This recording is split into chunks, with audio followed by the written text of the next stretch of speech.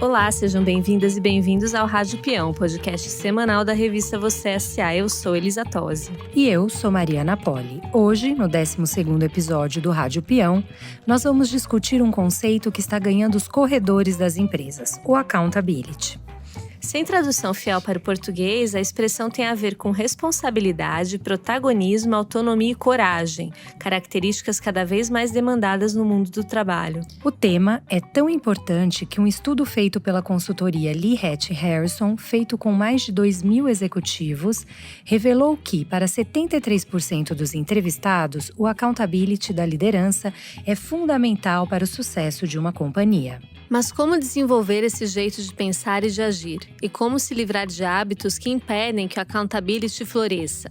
Essas são algumas das questões que vamos responder no programa de hoje, que está dividido em 2 blocos. No primeiro bloco, vamos explicar o que é o accountability e por que desenvolver essa mentalidade é tão importante para os profissionais de hoje.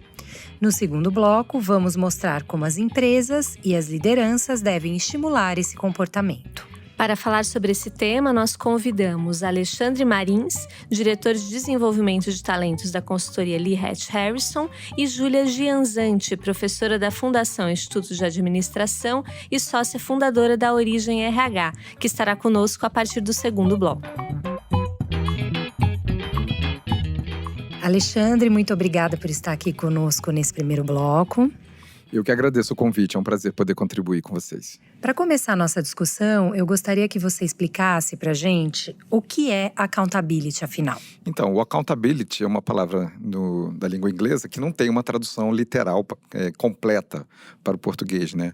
Quando a gente tenta traduzir, ela acaba caindo para comprometimento, que é muito pouco perto do que o accountability, no fundo, traduz.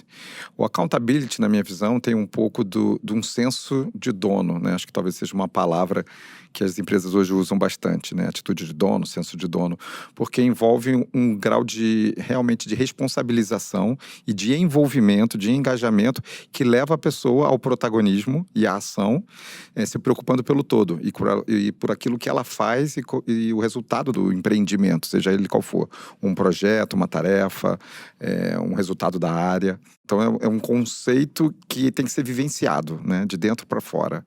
Eu acho que esse que é talvez o pulo do gato da questão do accountability. Não é uma habilidade que se aprende, né? É algo que você desenvolve de dentro para fora, a partir de alguns aspectos. E é um conjunto de comportamentos e de pensamentos, né? O jeito de pensar e de agir. Exatamente. Parte de uma nova mentalidade, né? Do famoso mindset, no sentido de como que eu encaro o meu papel, a minha função, a minha responsabilidade perante algo maior.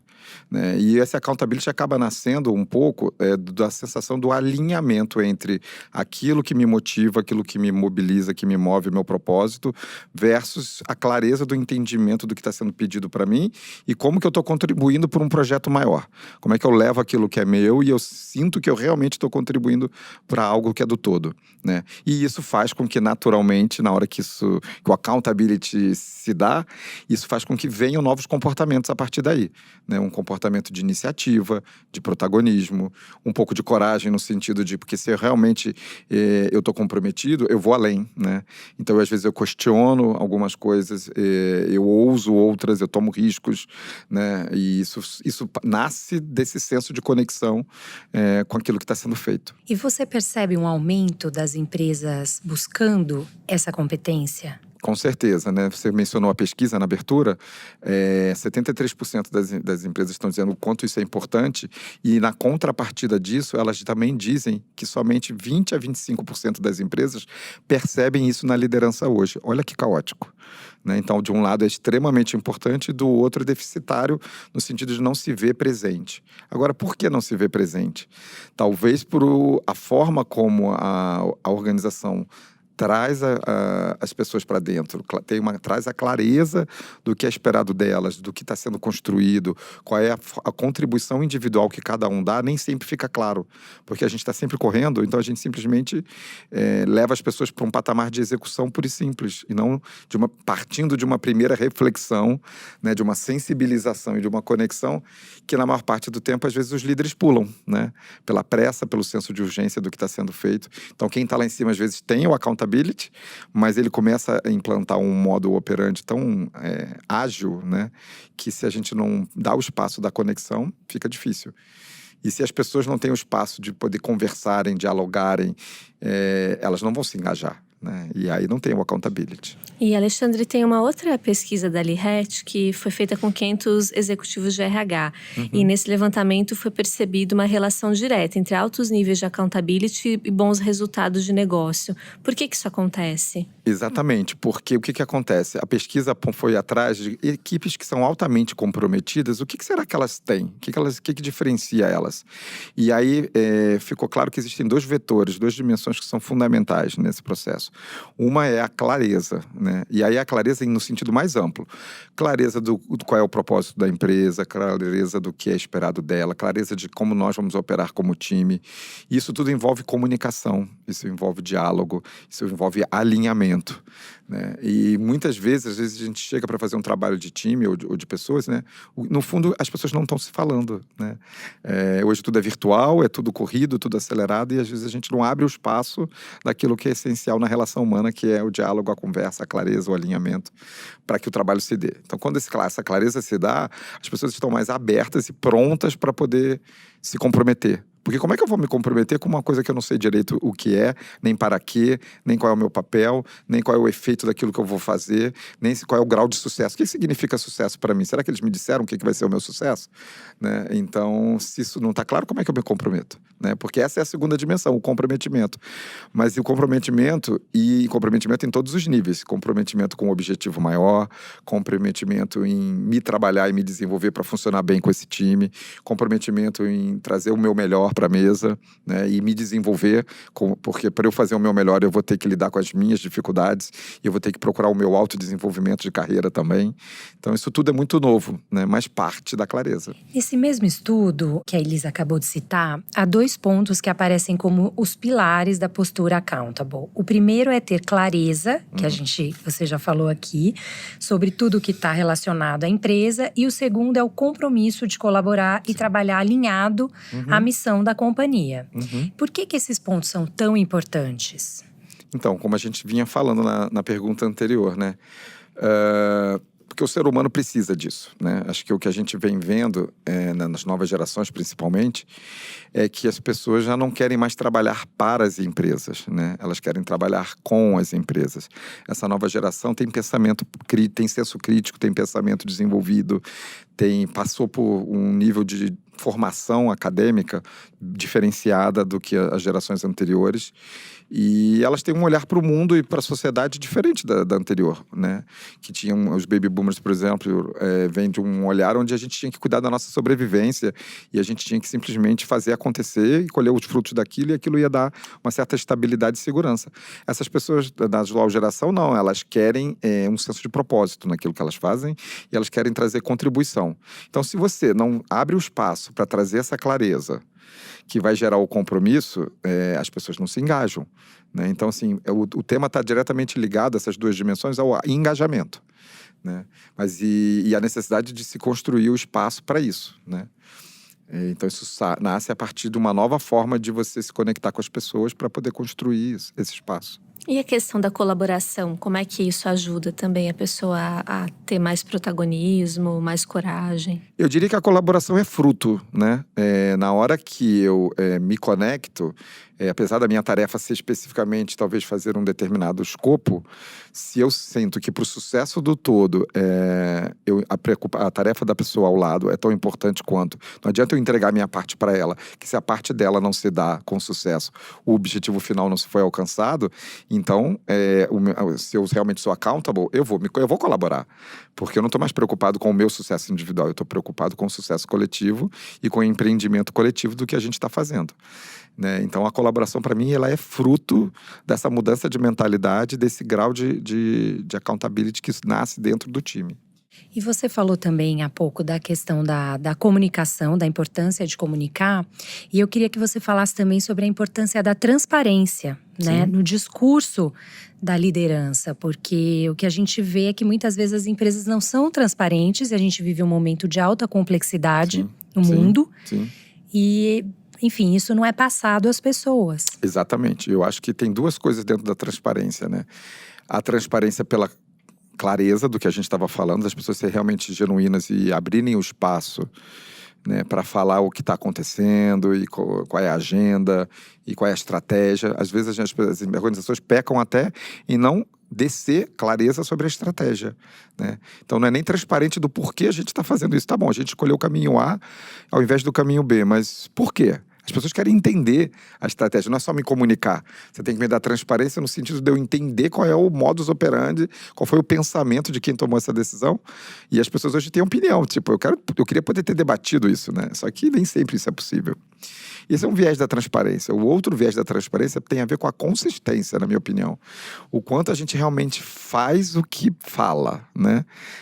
O famoso coerência. a coerência, exatamente. Então, como consultor, às vezes eu visito muitas organizações e eu escuto depoimentos dizendo: nossa, como empresa a gente está vivendo uma desassociação cognitiva. O que significa isso? Significa que, né, a gente tem um discurso, mas na prática é diferente. Então, o que vale? O discurso ou é a prática? No fundo, é a prática, né? Como em qualquer relação. E isso gera um grau de entropia nas pessoas e uma frustração muito grande, né? Então, a transparência é fundamental, né? Senão, como é que vai ter accountability onde você não tem consistência, onde você não tem clareza, transparência, alinhamento? É a base. Isso tudo é a base do processo. E, Alexandre, para a gente fechar o bloco, eu queria que você fizesse um apanhado aí de atitudes e comportamentos que vão na contramão da postura accountable. Como é que uma pessoa percebe que ela não tem accountability, que ela está longe de ter essa mentalidade? Eu acho que o primeiro deles é o vitimismo, né? Quando a pessoa entra num modo de achar que o mundo está contra ela, que o problema nunca é dela, né? Do tipo, aquela velha história do quem mexeu no meu queijo, né? Então, assim, quando a gente é accountable, a gente olha para o mundo de um outro modo, né? A gente não acha que é o mundo que está a nosso serviço, né? Então, eu estou a serviço de algo maior. Então, a primeira delas eu diria que é o vitimismo, a reclamação, né? Que isso vai gerando um clima negativo que contagia as pessoas negativamente e vai roubando o engajamento, né? Então, assim, a gente tem que ter muito cuidado. Se eu estou queixando, se eu estou insatisfeito, se eu estou me sabotando, consequentemente sabotando aquilo que eu estou fazendo, se eu não vejo conexão, se eu não me preocupo com o todo, se eu só me preocupo com aquilo que cumprir a minha parte pronto, e se eu não estou tendo prazer naquilo que eu faço também, principalmente, né? Que coisa chata você poder acordar e ter que trabalhar se sentindo obrigado, ter o senso de obrigação e não o senso de a responsabilidade prazerosa daquilo que você está fazendo, porque faz sentido para você fazer aquilo que você está fazendo, né? Então, se você está se sentindo assim, tem algo errado, né? Então, porque o accountability vai na contramão disso tudo. Então, a partir de algo que eu acredito e que eu vejo valor e que e algo que me motiva, que eu consigo me expressar e eu consigo me conectar, eu trago o meu melhor, eu procuro contribuir, eu penso além, né? Eu quero o resultado do todo, porque aquilo vai me desenvolver, aquilo vai me fazer crescer, aquilo vai me dar exposição, aquilo vai me dar oportunidades, né? Porque quando eu demonstro esse accountability, para quem vem as oportunidades de crescimento, né, das organizações e nos convites que surgem a partir de quem realmente é accountable, né? Então, eu acho que esses são os dois lados da moeda, né, da questão. E aí tem que partir do ser humano, né? De querer dizer assim, eu não estou feliz. Essa postura talvez não me faça feliz e não me leve adiante. Então, talvez eu precise rever isso, né? Talvez eu precise trabalhar o meu autoconhecimento um pouco melhor. E, Alexandre, como que a gente faz também para convencer os líderes, né? Principalmente os que estão ali no topo das organizações, de que isso não é balela? Uhum. De que não é balela a história da transparência e da comunicação, da clareza, do envolvimento das pessoas, né, na tomada de decisão. Porque tudo isso é importante para gerar accountability, né? Mas tem muito chefe que ainda não acredita nisso. Ele pode não acreditar, mas ele talvez consiga… as pesquisas de clima, de engajamento, vão mostrar para eles que o indicador dele está baixando. É muito fácil conversar com esse nível através das questões mais práticas. Eu acho que o melhor caminho é quando a gente começa a discutir com eles produtividade, eficácia, retrabalho, coisas que vão dar retorno financeiro, né? As frustrações que ele tem com as atitudes das pessoas, que ele esperava que a pessoa tivesse num grau de energia diferente. Isso tudo é fruto do quê? É fruto do accountability. Agora, se ele quer construir isso, ele vai ter que investir nisso, né? Isso não se dá da noite para o dia, porque isso é um processo de sensibilização e de mudança de mentalidade. E mais do que tudo, as pessoas só vão mudar se ela olhar para cima e ver que aquilo se faz presente neles, né? Se eles não forem exemplos para isso, né? E aí exemplos não significa só atitudinal, exemplo no sentido de falar sobre, de explicar a importância, né, de trazer tudo isso, a pessoa não vai mudar a mentalidade. Porque, no fundo, é o que dá o tom, né? O que dá o tom é o comportamento da alta liderança.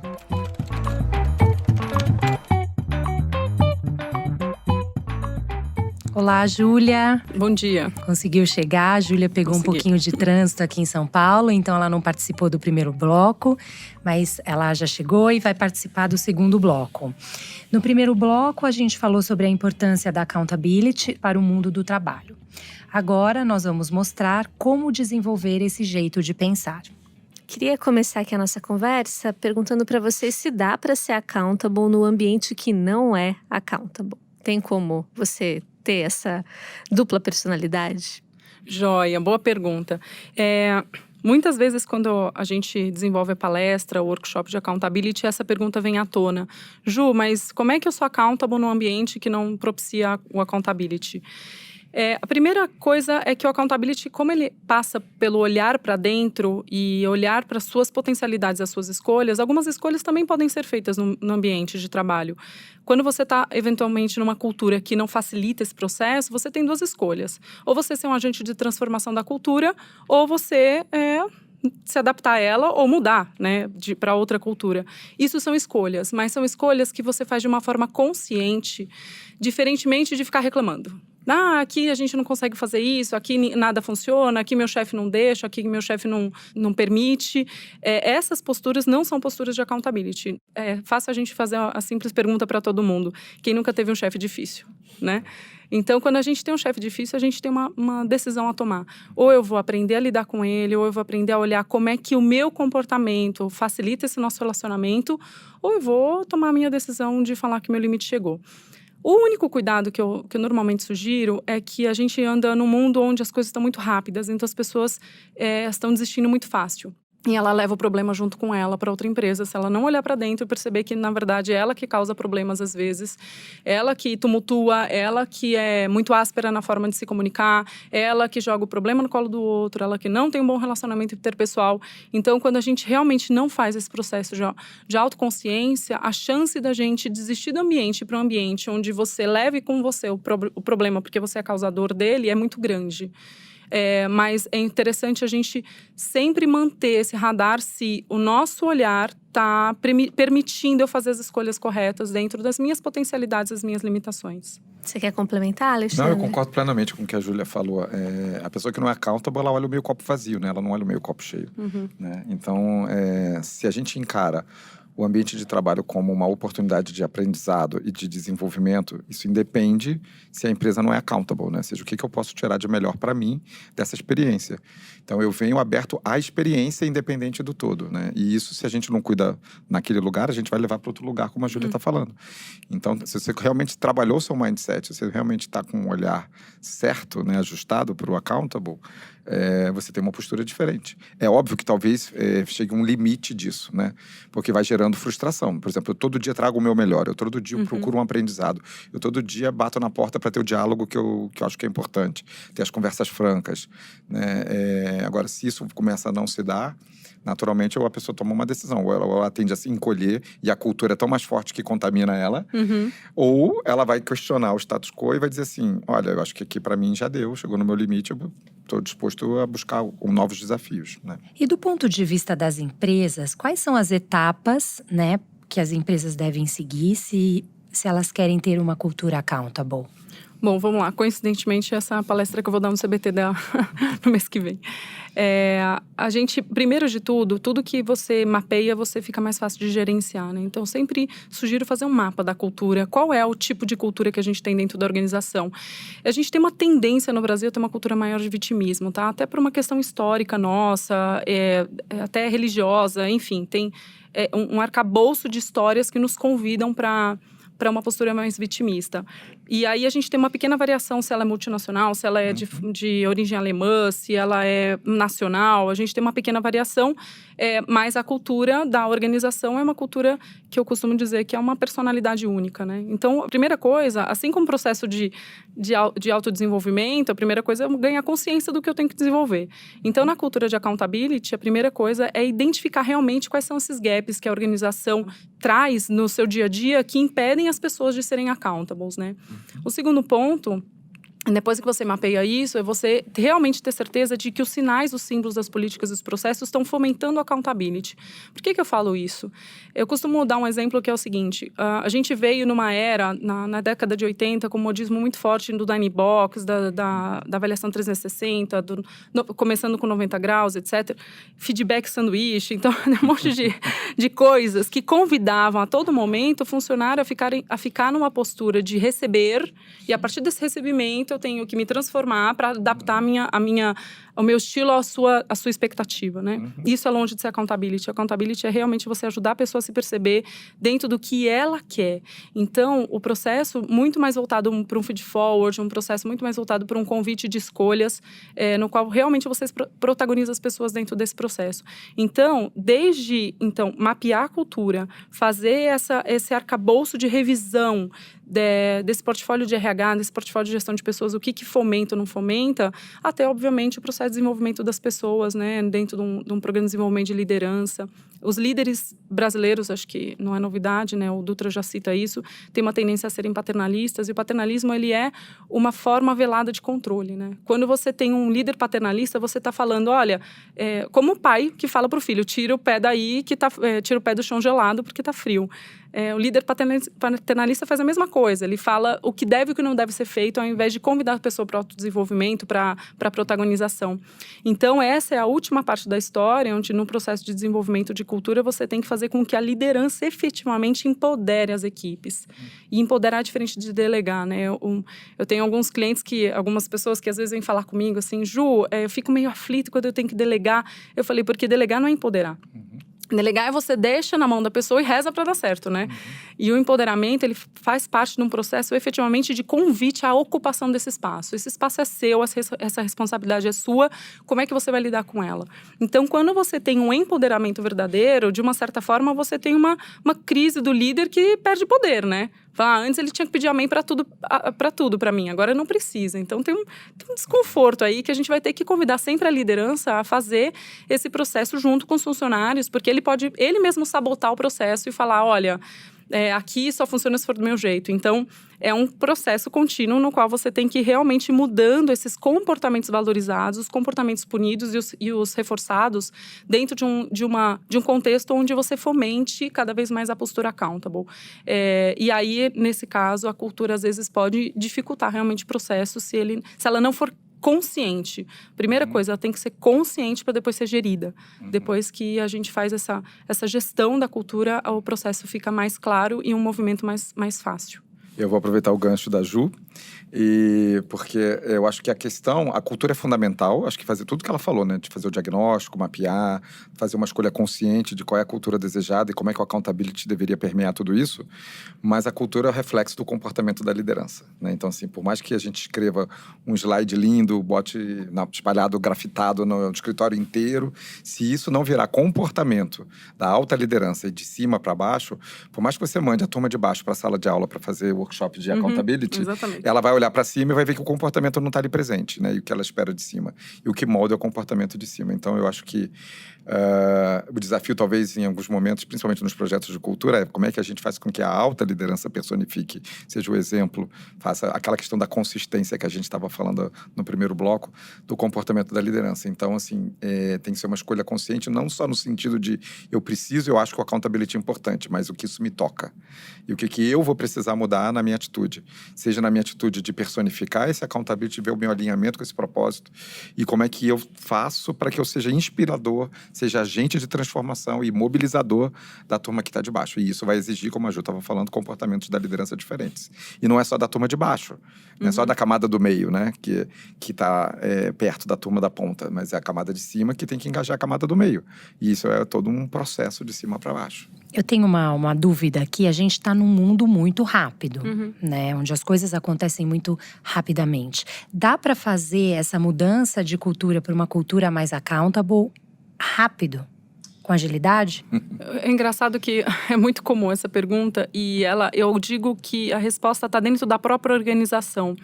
É a mesma coisa que você vai fazer você vai para um médico, faz um check-up e o médico fala assim, olha, você precisa melhorar a sua saúde. Aí você fala, como é que eu faço isso rápido? E fala, bom, se você quiser, você começa a fazer atividade física todos os dias, você vai reduzir a tua fritura pela metade, você vai melhorar a tua qualidade do sono e você vai parar de fumar, você vai fazer tudo ao mesmo tempo. O resultado vem mais rápido. É a mesma coisa com uma cultura.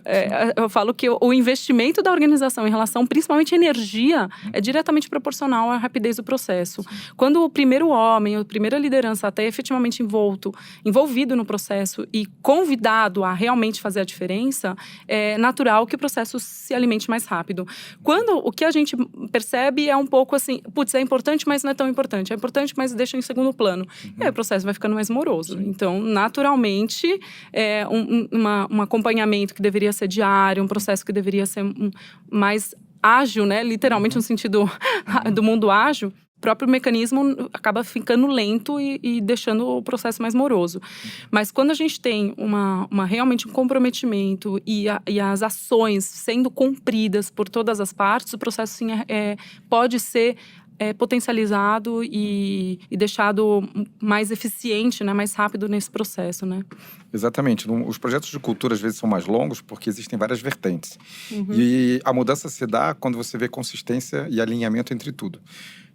Então, considerando que a organização é uma organização sistêmica, é fundamental a gente perseguir todas as frentes paralelas. Então, você não só trabalhar o atitudinal e o comportamental, mas você também revisitar, como a Ju estava falando, os processos da empresa, o modelo de governança, os ritos, os símbolos. Quando tudo isso é feito ao mesmo tempo, isso dá um efeito catalisador, né? Por que será que quando a gente vê que algumas empresas, de repente, do nada dão um salto? Aí você vai ver, não, entrou um novo líder, entrou um novo CEO, que vem com uma pegada diferente. Então, ele vem com uma pegada diferente, ele vem com a energia, né? Com a vontade de fazer aquele salto acontecer. E ele permeia, e ele faz com que tudo isso atravesse todas essas camadas, e quando você vê a empresa, às vezes, em um ano, já é outra identidade, já é uma outra cara. Mas porque ele veio com essa vontade e isso contagiou e contaminou. Então, se há disciplina, foco, vontade de fazer a coisa acontecer e perseverar nas frentes de trabalho, você consegue acelerar o processo. E posso complementar uma coisa? E é interessante o que o Alexandre está falando, porque o próprio CEO é o primeiro a não ser accountable. Ele é o primeiro a falar assim, a cultura precisa mudar, como se fosse um ente etéreo, uma entidade, como se fosse a pessoa principal disso. Os meus líderes precisam mudar, mas é interessante porque normalmente o CEO contrata o processo, mas ele é o primeiro a não querer passar pelo processo. E ele tem que ser o primeiro. Claro. Ele tem que ser o primeiro accountable, de olhar para dentro e falar como é que seus comportamentos incitam, né, a uma cultura que não é accountable. E é muito interessante. Aí realmente tem um lado humano, natural de resistência, que às vezes dificulta o processo mesmo, naturalmente. E aí o que toma tempo é isso, é a mudança da mentalidade e do comportamento. Exatamente. E em todos os níveis, porque aí tem que acontecer no nível dele, depois tem que descer pro nível de baixo, pro nível de baixo. Então, e é esse processo que é do ser humano, que a gente não é máquina que vira chave e amanhã eu tenho um comportamento novo, né? Então, isso leva um tempinho. A Júlia citou o Dutra anteriormente, só para quem não pegou a referência, é o professor Joel Dutra, da FI, da FE. Ele vai estar conosco aqui num podcast no futuro sobre liderança estratégica. E para a gente ir encerrando a nossa conversa, eu queria que vocês explicassem um pouquinho mais desse papel do líder vitimista. Porque ele cobra a accountability das equipes, mas ao mesmo tempo ele não é accountable. Como é que você lida com uma pessoa dessa? É interessantíssimo porque a gente fala tanto de accountability, tanto da importância e naturalmente a gente tem uma tendência a olhar para fora, né? E o líder é a primeira pessoa a fazer isso por uma questão simplesmente de que ele está sendo pressionado por resultados. É mais fácil colocar a energia no grupo, para o grupo mudar do que ele mudar. Então, eu costumo dizer que é o seguinte, né? Os nossos sentidos são todos convidados para olhar o ambiente, né? E dificilmente a gente faz um processo de mindfulness, né? De você olhar para dentro e falar, poxa, peraí, como é que foi meu dia? Que comportamentos que eu tive que não incitaram um compromisso, um comportamento de accountability na equipe? E o próprio líder, como um próprio ser humano, é uma pessoa que tem, principalmente, quanto mais acima na camada hierárquica, mais dificuldade a gente tem de encontrar pessoas que tenham coragem de entrar em contato com as suas próprias vulnerabilidades. Então, o CEO que fala da vulnerabilidade dele, ele não quer, ele quer falar do time dele, quer falar da cultura, mas ele não entra em contato com a vulnerabilidade dele. Os líderes não querem colocar isso também na mesa para ser tratado. Então, acaba fazendo um efeito cascata para baixo. E como se o time fosse um time não accountable, que pudesse realmente ter um comportamento diferente, mas eles não precisassem mudar o comportamento. Então, infelizmente, a gente ainda tem uma sociedade muito voltada para olhar sempre para a competência, para a capacidade, para a entrega, para o resultado, e pouco olhar humano de que a gente não é perfeito, de que a gente precisa lidar com as nossas vulnerabilidades de uma forma aberta. Então, quanto mais o líder realmente tiver coragem de olhar para as vulnerabilidades dele, mais accountable ele vai ser, porque ele vai conseguir efetivamente trabalhar competências e atitudes que ele não tem desenvolvido ou não está percebendo, né? Assim, no processo de consciência, como a gente já mencionou. Então, é muito comum a gente ver a liderança fazendo um efeito cascata. O líder em cima dos... né, o CEO em cima dos diretores em cima dos gerentes, e a gente faz o efeito cascata para fora, né? E principalmente por causa da hierarquia natural para baixo, mas não para dentro. E aí a gente está falando de accountability, é olhar para dentro, olhar como é que eu direciono meu time, como é que eu estou fazendo com que meu time haja da melhor forma, etc. Isso ainda é um desafio, porque a gente tem realmente uma resistência para essa vulnerabilidade de uma maneira geral dentro da nossa sociedade, né? Estou falando por ser capitalista mesmo, enfim, tudo isso que a gente vive, né? Mas é um desafio. Exatamente. Esse tema da vulnerabilidade e da coragem, para mim, é fundamental. E é algo que a gente vem tentando trabalhar, né? Como, digamos, consultores que acreditam em ter um propósito de transformar não só as empresas e as pessoas, mas a sociedade nesse sentido. De que nessa pressão toda do dia a dia que a gente vive, se a gente não se der conta da nossa capacidade de ficar vulnerável, porque quem cria, quem inova, quem transforma sem lidar com vulnerabilidade, a gente está lidando todos os dias. Então, por que não poder falar dela e poder reconhecer a nossa capacidade de falhar às vezes e aprender a partir disso e olhar para si, né? Acho que o que a Júlia falou é fundamental, como é que a gente olha para si para poder ser accountable, porque quando a gente vai trabalhar accountability, eu gosto muito de trabalhar. Primeiro eu comigo, a minha accountability comigo mesmo. Antes de eu queixar do time, eu queixar da organização, eu queixar do cliente, do fornecedor, e eu comigo, qual é o meu viés nisso? O que eu trago inconscientemente comigo que pode estar contaminando isso? Agora, lidar com um líder, voltando à sua pergunta original, como que a gente faz para lidar com isso? Eu acho que a gente tem que convidar esse líder a olhar para esse lado vulnerável, a poder sair desse patamar protegido, resguardado, para ter uma conversa franca, para poder discutir o que precisa ser discutido, para ajudar ele no processo dele de sensibilização, de autoconhecimento e quebrar a barreira, né? Porque, na verdade, o ego... Por que está por trás da vulnerabilidade, senão o ego, né? Nossa dificuldade de se despir dele, né? E achar que porque a gente tem que ser perfeito 100% do tempo, né? Então, e poder aprender através das relações, através da experiência do dia a dia. Então, acho que essa é a minha dica. Por fim, eu queria que vocês dessem dicas de livros, textos, biografias, cases, enfim. O que vocês tiverem aí para ajudar os nossos ouvintes a se aprofundar nesse tema. Legal. E a desenvolver essa competência tão importante que é o accountability. Eu particularmente, o que eu mais indico para os alunos e para cliente é o Princípio de Oz. É um livro bastante palatável, ele é um livro muito fácil de ler e muito amplo no sentido do conceito. Ele traz desde a questão da ética como a base do accountability, como a questão realmente da protagonização de todos os comportamentos, né? Então tem uma leitura fácil e que realmente fica claro para todo mundo quando lê, né? Eu gosto de indicar bastante um livro que é de um pensador nosso lá da consultoria, que é o Dr. Vince Molinaro. Ele tem um pensamento que ele diz assim: por trás da liderança existe, quando se aceita um cargo de liderança, existe quase como se estivesse assinando um contrato. psicológico, mas é um contrato, né? E que esse contrato tem algumas cláusulas e que traz a reflexão do accountability. No fundo, a primeira pergunta e a primeira cláusula é: por que mesmo eu escolhi ser líder, né? Porque a minha accountability parte do meu propósito. Que diferença eu quero fazer no mundo ou onde é o lugar que eu tô? Por que eu escolhi ser líder? Porque não é um papel fácil, tá cada dia mais difícil ser líder, né? Então, se eu escolhi isso, eu tenho que saber, ter clareza sobre isso.